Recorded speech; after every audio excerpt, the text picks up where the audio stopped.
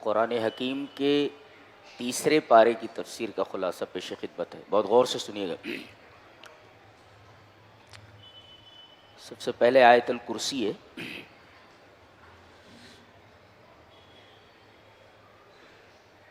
اس آیت کریمہ سے شیطان بہت دور بھاگتا ہے، لیکن حیرت کی بات یہ ہے کہ اس پوری آیت کریمہ میں شیطان کا شین نہیں ہے، شیطان کا ذکر ہی نہیں ہے۔ جب اس کا نام نہیں ہے، اس کا ذکر نہیں ہے، تو پھر اس آیت کریمہ سے وہ اتنا بھاگتا کیوں ہے؟ سوال ہے نا جی۔ اور بخاری شریف کتاب بدیع الخلق میں امام بخاری رحمہ اللہ ایک روایت لائے ہیں کہ اذا اویت الی فراشک، جب آپ اپنے بستر پر آئیں تو فقرہ آیت الکرسی، آیت الکرسی آپ پڑھ لیں۔ اس کے دو فائدے بتائے گئے، ایک کہ اللہ تبارک و تعالی آپ کے اوپر ایک حفاظت کرنے والا مقرر کر دے گا، آپ کی حفاظت کرے گا، اور دوسرے وَلَا يَقْرُبُكَ الشَّيْطَانُ حَتَّى تُصْبِحَ، صبح تک شیطان آپ کے قریب نہیں آئے گا۔ تو جو میں نے کہا کہ بھئی اس میں تو شیطان کا نام بھی نہیں ہے، شیطان کی شین نہیں ہے، اس کا ذکر ہی نہیں ہے، پھر یہ اس آیت کریمہ سے بھاگتا کیوں ہے؟ کیوں؟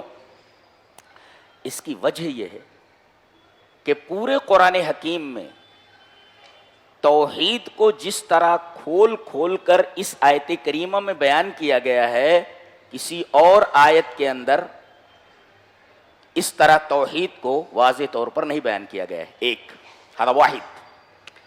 ثانی، اس آیت کریمہ میں بعض لوگوں نے کہا کہ اللہ تبارک و تعالی کے 16 اسماء حسنی ہیں، بعض نے کہا کہ 18 ہیں، بعض لوگوں نے کہا کہ 21 ہیں۔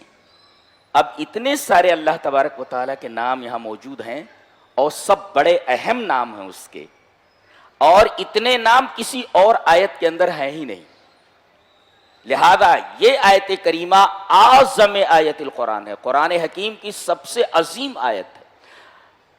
نبی کریم صلی اللہ علیہ وسلم نے حضرت ابی بن کعب سے، جو قاری قرآن تھے، قرآن پر بڑی اچھی نگاہ تھی ان کی اور بہت اچھا قرآن پڑھتے تھے، ان سے ایک دفعہ پوچھا کہ یہ بتاؤ کہ قرآن حکیم کی اعظم آیت کون سی، سب سے عظیم آیت؟ تو انہوں نے پہلے کہا کہ اللہ و رسولہ عالم، اللہ اور اس کے رسول زیادہ جانتے ہیں۔ میں جہاں تک سمجھتا ہوں قرآن حکیم کی سب سے عظیم آیت آیت الکرسی ہے۔ تو نبی کریم صلی اللہ علیہ وسلم نے ان کو شاباشی دیتے ہوئے فرمایا لیہنک العلم ابا المنذر، اے ابو المنذر، جو ان کی کنیت ہے، تمہارا علم تمہیں مبارک ہو۔ جی چلیے اب اس آیت کریمہ کی شرح کرتے۔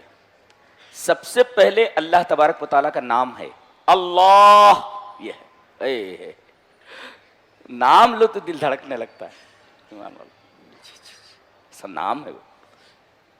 کائنات میں یہ نام کسی نے آج تک رکھا ہی نہیں ہے، یہ عجیب بات ہے۔ اللہ نے فرمایا حل تعلم لہ سمیہ، اللہ تبارک و تعالیٰ کا ہم نام جانتے ہو؟ کسی نے کائنات میں اپنا نام اللہ رکھا ہی نہیں ہے، عجیب بات ہے، بالکل یونیک ہے۔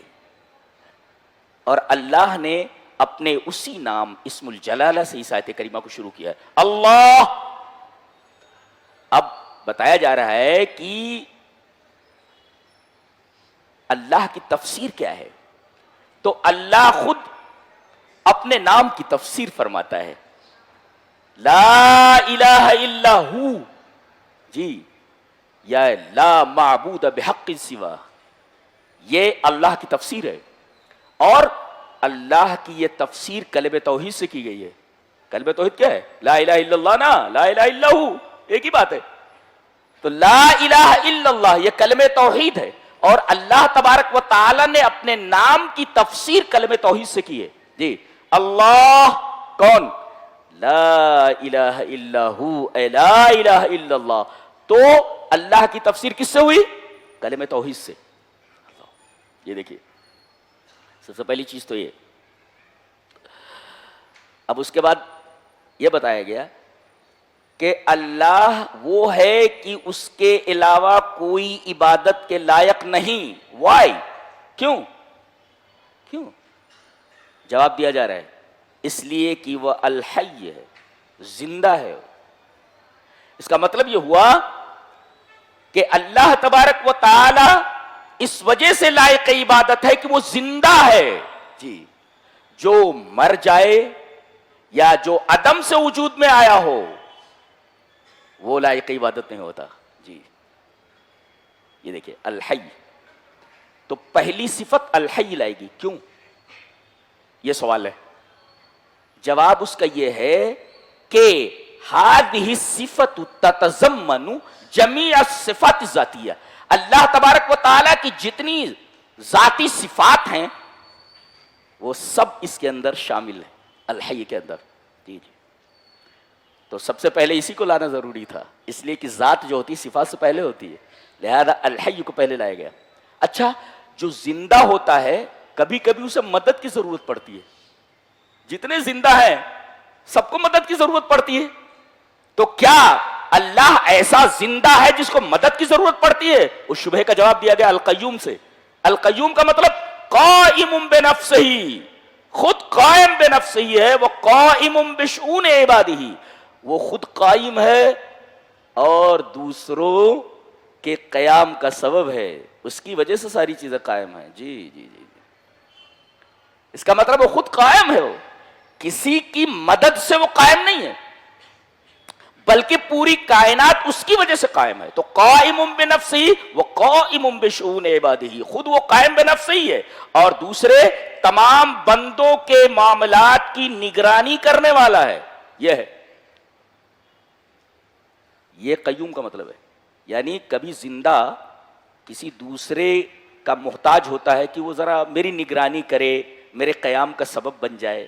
جی، پھر تیسرے نمبر پہ لایا جا رہا ہے لا تاخذہ سنۃ ولا نوم، اسے نہ اونگ آتی ہے نہ نیند آتی ہے. کیوں لایا گیا ہے؟ اس لیے کہ کوئی کسی کی نگرانی کر رہا ہو، جیسے باپ نگرانی کرتا ہے بچوں کی، ماں نگرانی کرتی ہے بچوں کی، ایک صاحب اقتدار اپنی رعایا کی نگرانی کرتا ہے، قائم علیہم ہوتا ہے. لیکن کبھی کبھی یہ نگرانی کرنے والا غافل ہو جاتا ہے. ہاں، غفلت میں مبتلا ہو جاتا ہے، اس لیے کہ نیند آتی ہے، اس کو سو جاتا ہے. اللہ فرماتا ہے میں ایسا نگراں ہوں، ایسا قائم علی غیرہ ہوں جو کبھی غافل نہیں ہوتا اور اسے اونگ نہیں آتی. اونگ کو پہلے لایا گیا، ایسے اونگ ہوتی ہے پھر اس کے بعد سو جاتا ہے. گویا کہ غفلت کی ابتدا کیا ہے؟ اونگ، اور غفلت کی انتہا سو گیا. تو اللہ غفلت کی ابتدا سے بھی پاک ہے اور غفلت کی انتہا سے بھی پاک ہے. اگر وہ غافل ہو جائے تو پھر قیام کیسے ہو جائے گا؟ ستارے ایک دوسرے سے ٹکرا جائیں گے. وہ دیکھ رہا ہے سب کو، نگرانی کر رہا ہے سب کی کہ ایک سیارہ کہیں دوسرے سیارے سے ٹکرا نہ جائے. اس لیے کہ جتنے بھی سیارے ہیں اپنے اپنے مدار میں گھوم رہے ہیں. چاند کو اجازت نہیں کہ وہ سورج کے مدار میں داخل ہو سکے، سورج کو یہ اجازت نہیں کہ اپنے مدار سے نکل کر چاند کے مدار میں داخل ہو سکے. اللہ، کائنات اتنی بڑی ہے اور سب کو وہ دیکھ رہا ہے، سب کی نگرانی کر رہا ہے. اگر وہ غافل ہو جائے پھر کائنات درہم برہم ہو جائے گی. اللہ، دل دہل جاتا ہے اللہ تبارک و تعالیٰ کی عظمت اور آیت الکرسی کو دیکھ کر کے. لا تاخذہ سنۃ ولا نوم، وہ غافل نہیں ہے، اسے نہ اونگ آتی ہے نہ نیند آتی ہے. وہ غفلت کی ابتدا سے بھی پاک ہے، غفلت کی انتہا سے بھی پاک ہے. اسے اونگ نہیں آتی، اسے نیند نہیں آتی. اب اس کے بعد دو چیزیں ہوتی ہیں. ایک ہوتی ہے ملک، آپ کسی چیز کے مالک ہیں، یہ گلاس ہے آپ اس کے مالک ہیں. ایک ہے کہ آپ بادشاہ ہیں. جی، بادشاہ کون ہوتا ہے؟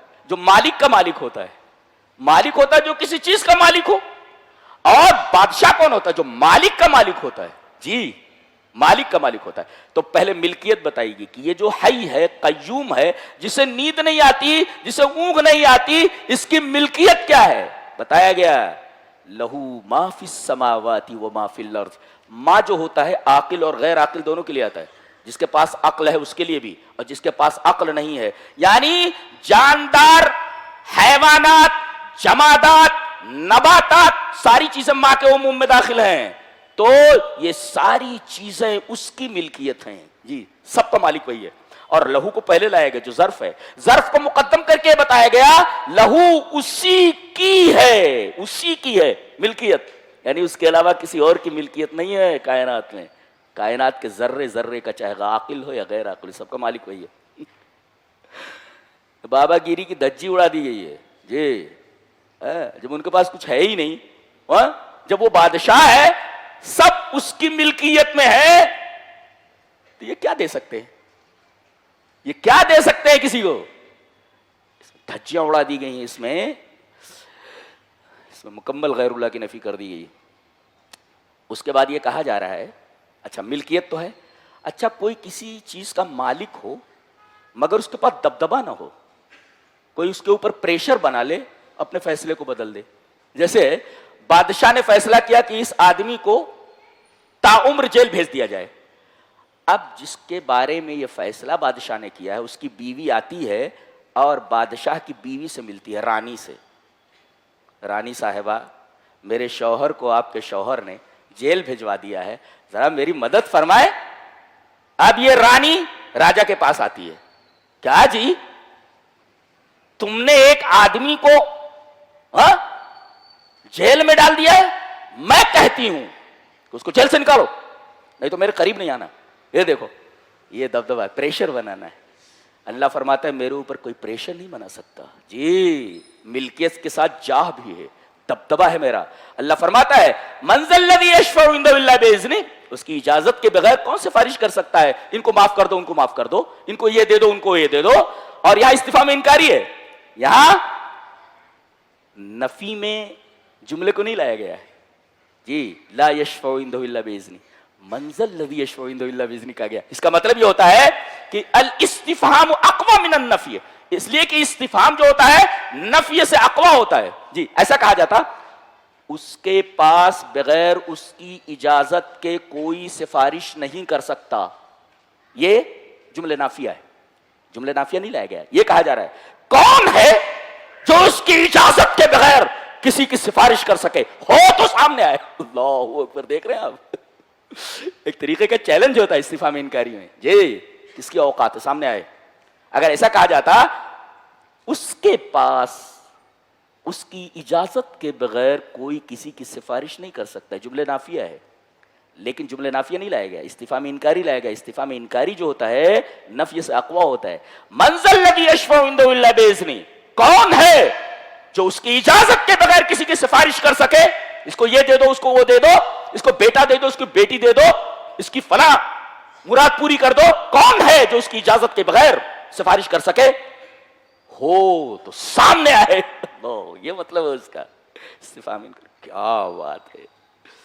اچھا تو ایک تو ملکیت ہے، مالک ہے وہ، اور دوسرا ایسا مالک ہے جس کے پاس جا ہے، اس کے اوپر کسی کا پریشر نہیں بنتا، کوئی اس کے اوپر پریشر نہیں بنا سکتا. اس کی بیوی ہے یہ نہیں ہے کہ اس کے اوپر کوئی پریشر بنا سکے جی. انا یکون لہ ولد ولم تکن لہ صاحبہ، اس کی بیوی ہے ہی نہیں، کون پریشر بنائے گا اس کے اوپر. اچھا تو اب دیکھو ملکیت ہے، مالک ہے وہ، مالک کے ساتھ ساتھ دبدبا ہے، کوئی اس کے اوپر پریشر نہیں ڈال سکتا. لیکن ایک اور چیز کی ضرورت ہے، کیا؟ علم ہونا چاہیے. اس لیے کہ آدمی کے پاس ملکیت ہو، اس کی پوری حکومت ہو اور حکومت کے ساتھ دبدبا بھی ہو، لیکن اگر علم نہ ہو کہ فلاں جگہ کیا ہو رہا ہے جی، فلاں جگہ کیا ہو رہا ہے، کس اسٹیٹ کے اندر کیا چل رہا ہے، ما یدور فی مملکتہ، اس کی مملکت کے اندر کیا چل رہا ہے، علم ہونا چاہیے ایک بادشاہ کو جی. جو چیزیں اس کی ملکیت میں ہیں، ایک کمپنی کا مالک ہو، گھر میں بیٹھا رہے خالی، اس کو معلوم نہ ہو، علم نہ ہو کہ کیا چل رہا ہے اس کی کمپنی کے اندر، کمپنی ڈوب جائے گی جی. تو اس کو معلوم ہونا چاہیے کہ ما یدور فی مملکتہ، کہ اس کی مملکت کے اندر کیا چل رہا ہے. اللہ فرما رہا ہے میں اس پوری کائنات کا مالک ہوں اور میں جانتا ہوں کہ کہاں کیا چل رہا ہے. کون لوگ ہیں جو مجھے چھوڑ کر دوسروں کو سجدہ کرتے؟ مجھے معلوم ہے. کون ہے جو میری ملکیت میں ہیں، میری کھاتے ہیں اور گاتے کسی اور کا ہیں جی. ہم کو معلوم ہے کہاں کیا چل رہا ہے، ہماری پوری نگاہ ان کے اوپر ہے. کائنات کا ذرہ ذرہ میری نگاہوں کے سامنے ہے یہ علم ہے. تو ملکیت کے لیے ضروری ہے جا ہو, کوئی دبدبا اس کے اوپر نہ ڈال سکے, اتنا اس کے پاس دبدبا. اور تیسرے دبدبے کے ساتھ ساتھ علم ہونا چاہیے. اچھا علم کتنا ہونا چاہیے؟ علم کامل ہونا چاہیے, علم تام مکمل علم ہونا چاہیے. جی علم ناقص نہیں چلتا ہو. اگر اس کے پاس ناقص علم ہے تو پھر کہیں بھی فساد ہو سکتا ہے. علم کامل ہونا چاہیے. اللہ فرما رہا ہے میرے پاس علم کامل ہے, فرما رہا ہے یعلم ما بین ایدیہم وما خلفہم, وہ حاضر کو بھی جانتا ہے, ماضی کو بھی جانتا ہے, مستقبل کو بھی جانتا ہے. کیا ہوا اس کا بھی علم ہمیں ہے, کیا ہو رہا ہے اس کا بھی علم ہمیں ہے, اور کیا ہونے والا ہے اس کا بھی علم ہمیں ہے. ہم ماضی, حال, مستقبل تینوں زمانوں کے اوپر نگاہ رکھے ہوئے ہیں. تینوں زمانوں کے اوپر ہماری نگاہ ہے. اللہ, اس کو کہتے ہیں علم کامل. اچھا اب سوال پیدا ہوا کہ انسانوں کے پاس بھی تو علم ہے.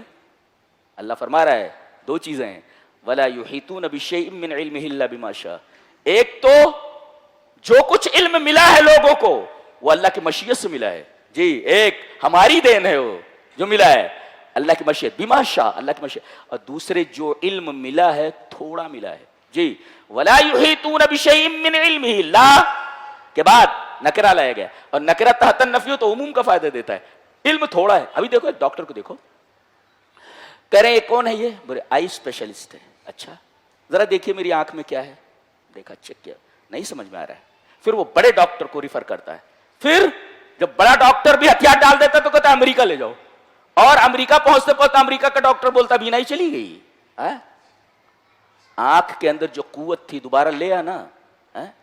ایک آرتھوپیڈک سرجن ہے, زندگی بھر اس کے اوپر اس کا ریسرچ کرتا ہے, لیکن کبھی کبھی پیر کاٹنا پڑتا ہے. وائی, کیوں؟ اس لیے کہ اس کے پاس علم تام نہیں ہے, علم ناقص ہے. جی اسی وجہ سے احاطے کا لفظ ہے, ولا یحیطون بشیء. علم جو دیا گیا ہے علم کے لیے احاطہ ہونا چاہیے, علم گھیرے ہوئے ہو اس کو. جب علم احاطہ کیے رہے گا تب آپ غلطی نہیں کر سکتے, اور علم اگر احاطہ نہ کیے ہوئے ہو, گھیرے ہوئے نہ ہو, تو ناقص علم ہے. تو اللہ فرما رہا ہے ایک تو میری دین ہے. 4 کتابیں پڑھ کر کے اللہ کا انکار کرتے بیٹھے, بولو احمق لوگ. تھوڑا سا علم مل گیا ہے, 4 کتابیں سائنسدانوں نے پڑھ لی تو اللہ کا انکار کرتے بیٹھ گئے. اللہ فرما رہا ہے جتنا علم تمہیں دیا گیا ہے وہ میری مشیت سے دیا گیا ہے, میں نے چاہا تو ملا ہے. اور جو تمہیں علم دیا گیا ہے معمولی علم تم کو دیا گیا ہے. کون تم, تمہاری اوقات کیا ہے؟ اللہ فرماتا ہے علم جو تمہارے پاس ہے میری دین ہے, اور دوسرے جو کچھ ملا ہے بہت تھوڑا تمہیں ملا ہے. جی علم کس کو کہتے ہیں یہ تمہیں معلوم ہی نہیں ہے. What is knowledge, you don't know. بالکل نہیں, بالکل نہیں, تم نہیں جانتے علم کیا ہے, اس لیے کہ تمہارے پاس علم ہے, علم ناقص ہے. تو پہلے اللہ نے فرمایا میرا علم علم کامل, اور دنیا والوں کے پاس جو علم ہے ان کے پاس علم ناقص ہے. جی اب ظاہر ہے کہ جس کے پاس علم ناقص ہو وہ آپ کی کیا حاجت پوری کر سکتا ہے. جی آپ کی کیا حاجت پوری کر سکتا ہے. اس کے بعد ملک کا تذکرہ تو وہ مالک ہے, آگے ملک کا تذکرہ کیا جا رہا ہے. ملک ہوتا ہے نا اس سے, انت تملک شیئا, کسی چیز کے آپ مالک ہیں. لیکن ملک کسے کہتے ہیں, ملک کسے کہتے ہیں؟ انت تملک من یملک, آپ مالک ہوں اس کے جو مالک ہے. یعنی مالک کا مالک اگر ہو تو آپ بادشاہ ہیں. یہ بادشاہت کتنی بڑی ہے, اللہ فرما رہا ہے وسع کرسیہ السماوات والارض. ان ابن عباس رضی اللہ تعالی عنہما انہ قال الکرسی موضع قدمین, رواہ الحاکم فی المستدرک. امام حاکم رحمہ اللہ نے مستدرک الصحیحین میں ابن عباس سے روایت نقل کی کہ کرسی کس کو بولتے ہیں. بہت غور سے ہیں, بہت غور سے, توحید کا بیان چل رہا ہے. یہ قدم اللہ جہاں رکھتا ہے, اللہ جہاں قدم رکھتا ہے. اچھا کہا گیا موضع قدمین, پتہ ہے چلا کہ اس کے 2 پیر ہیں. اس کے 2 پیر ہیں, کیسے ہیں معلوم نہیں, کیفیت مجہول ہے. تو کرسی جو ہے یہ اللہ تبارک و تعالی کے دونوں قدموں کے رکھنے کی جگہ ہے. اچھا یہ کرسی کتنی بڑی ہے؟ کرسی اتنی بڑی ہے کہ زمین اور آسمان سب کو گھیرے ہوئے ہے. اللہ, اور اللہ عرش پر مستوی ہے, اور کرسی اس کے سامنے ہے. کرسی کہاں ہے کوئی پوچھے تو بالکل عرش کے سامنے ہے, بینا یدی العرش, عرش کے بالکل سامنے ہے. بھائی کرسی کہاں ہے؟ عرش کے بالکل سامنے ہے, اور اللہ عرش پر مستوی ہے. اور یہ کرسی اس کے دونوں قدموں کے رکھنے کی جگہ ہے. تو یہ عرش کے سامنے ہے. یہ کتنی بڑی ہے؟ خالی کرسی زمین اور آسمان کو گھیرے ہوئے ہے.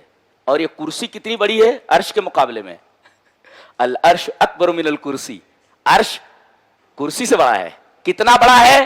اتنا بڑا ہے کہ ایک پورا جنگل ہو, اس میں کوئی ایک چھلا ڈال دے.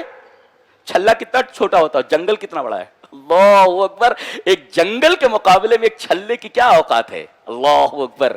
تو کرسی جو پوری کائنات کو گھیرے ہوئے ہے, وہ عرش کے مقابلے میں اتنی چھوٹی ہے جیسے جنگل کے مقابلے میں ایک انگوٹھی, ایک چھلا. تو عرش کتنا بڑا ہوگا. لا یعلم قدرہ الا اللہ. اللہ کے علاوہ کوئی نہیں بتا سکتا کہ اس کا عرش کتنا بڑا ہے. تو کرسی اتنی عظیم ہے جو کائنات کو گھیرے ہوئے, اور اس سے بڑا اس کا عرش ہے, عرش عظیم ہے. تو جو اس پر مستوی ہے وہ کس قدر عظیم ہوگا. جی اسی وجہ سے اس سورہ کریمہ کا اختتام اسی صفت کے ساتھ ہے, وَهُوَ الْعَلِيُّ الْعَظِيمُ. آیت کریمہ ختم. کرسی اتنی عظیم ہے کہ پوری کائنات کو گھیرے ہوئے, اور یہ کرسی عرش کے مقابلے میں اتنی چھوٹی ہے جیسے جنگل کے مقابلے میں ایک انگوٹھی.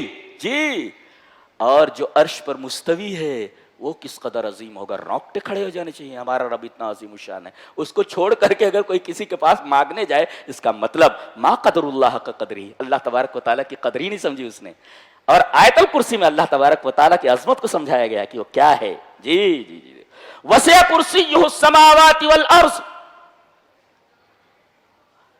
کرسی کا لفظ ایک جگہ اور آیا ہے جی, حضرت سلیمان کے لیے. بس علی کرسیہ جسدن, ان کی کرسی کے اوپر ہم نے ایک بدن ڈال دیا, ایک لاش ڈال دی بچے کی یا کسی کی.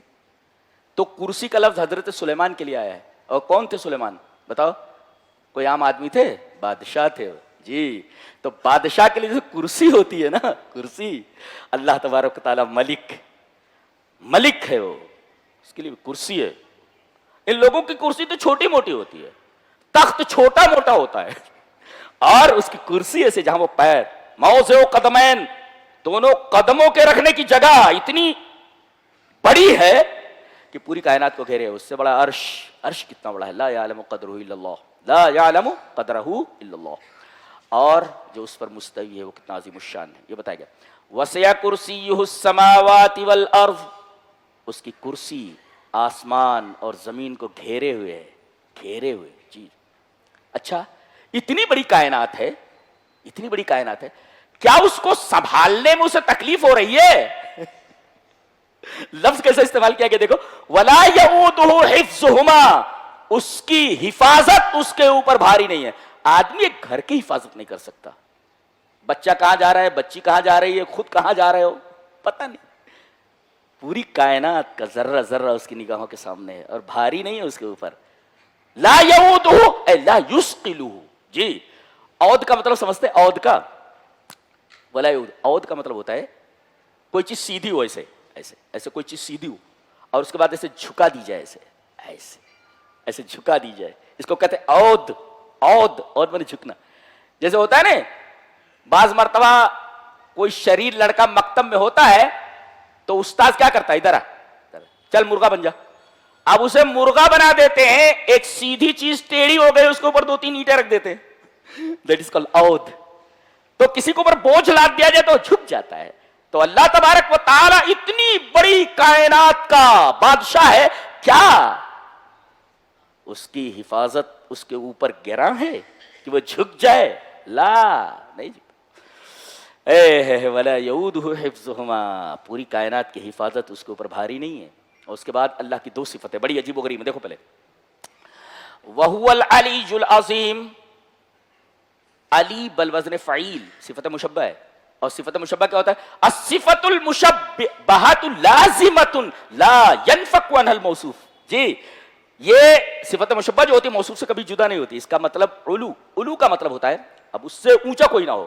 الذی یعلو ولا یعلی علیہ والعلی. علی کا مطلب کیا ہوتا ہے؟ الذی یعلو ولا یعلی علیہ, اتنا بلند ہو کہ اس کے اوپر کوئی نہ ہو, سب اس کے نیچے ہو.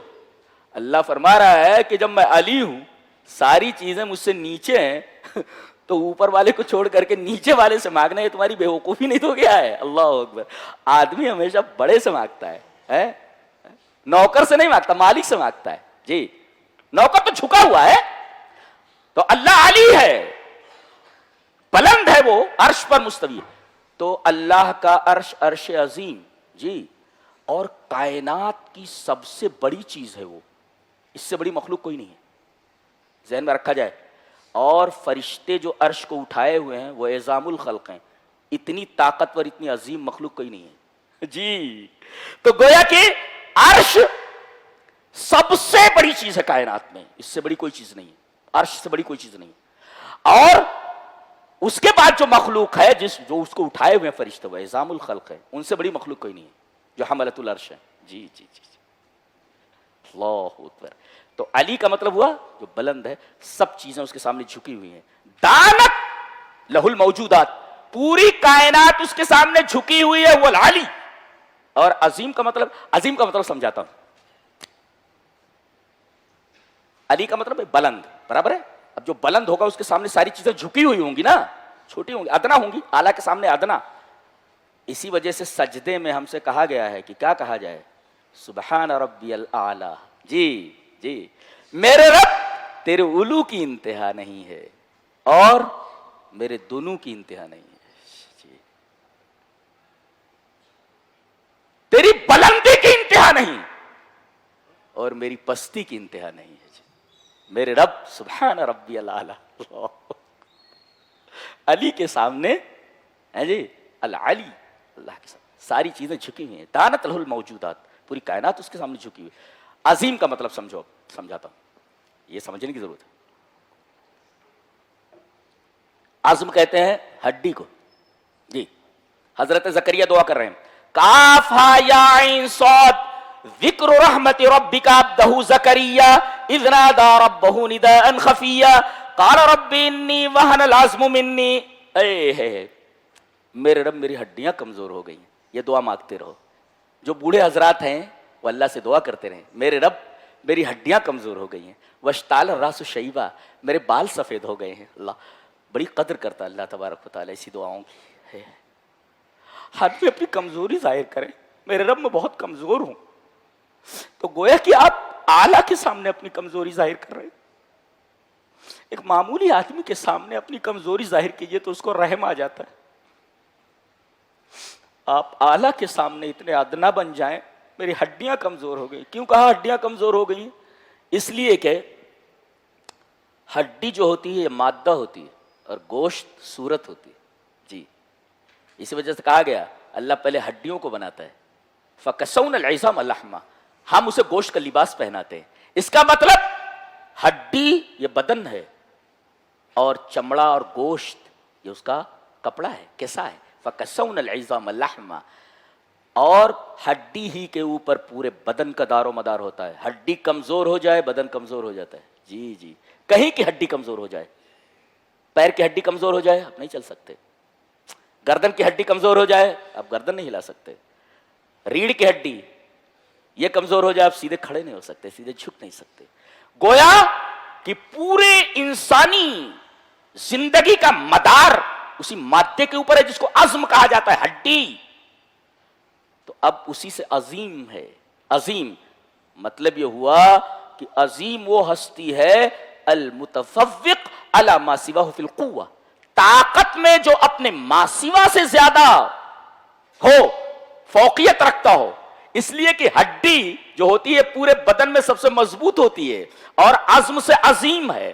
तो गोया अल्लाह अजीम है, अपने मासिवा से कुव्वत में, ताकत में, पावर में सबसे आला है, इस वजह से उसे अजीम कहा गया। तो गोया के अली है, उसके सामने कायनात की चीजें झुकी हुई हैं, और अजीम है, सब उसके सामने कमजोर हैं। इसलिए कि हड्डी के सामने सारी चीजें कमजोर होती है बदन की तरह। सुबहान अल्लाहि व बिहम्दिही सुबहान अल्लाहिल अज़ीम। ये एक हल्की सी तफसीर है, सरसरी। हम अभी गहराई में नहीं गए, गहराई में जाएंगे तो आपके सर के ऊपर से जाएगी जी जी। अभी घुसे उसमें गहराई में, अब समझ में नहीं आएगा आपको। मैं जिस अंदाज से मुताला करता हूँ, जहां से मैं पढ़ता हूँ कुरान की